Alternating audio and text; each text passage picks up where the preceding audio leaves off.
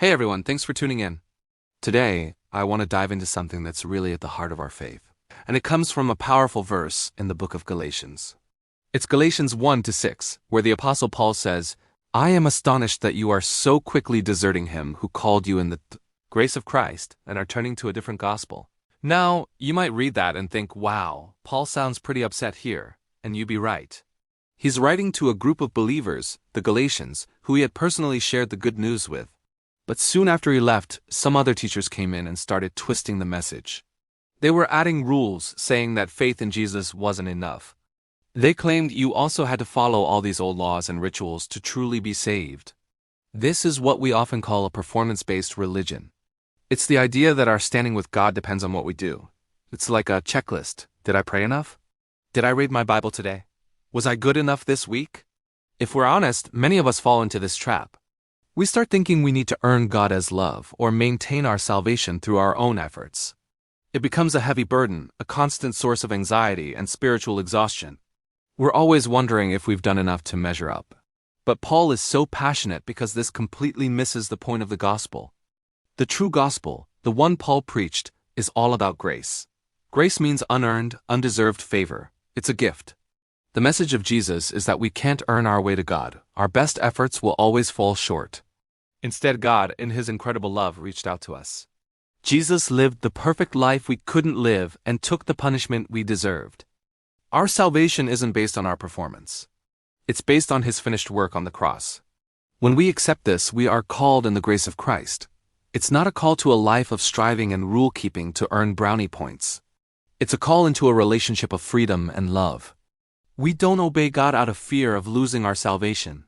We obey Him out of love and gratitude for the salvation we've already been given freely. Think about the difference. One path is a treadmill of religious activity where you're always running, but never feeling like you've arrived. The other path is a walk with a loving Father, secure in His acceptance, not because of who you are, but because of who Jesus is and what He has done for you. This grace doesn't lead to laziness. It inspires genuine love and a desire to live a life that honors Him. It's the difference between being a slave trying to please a harsh master and being a beloved child enjoying a relationship with their dad. So why did the Galatians desert this beautiful message of grace so quickly? And why do we?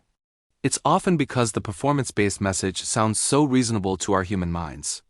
We're wired to think in terms of earning and deserving. There's no such thing as a free lunch, right? The idea of a free gift as radical as salvation can be hard to accept. It feels too good to be true. Plus, our pride gets in the way. We want to feel like we contributed something to our salvation, that we had a part to play in earning it. But Paul calls this other way a different gospel, which he says is not another gospel at all. What he means is that any message that adds our works to Christ's finished work is a distortion. It's a counterfeit. It might look spiritual, but it's a trap that leads people away from the true source of life and peace. So let's take a moment to reflect on our own hearts. Are we living in the freedom of grace, or are we stuck on the treadmill of performance?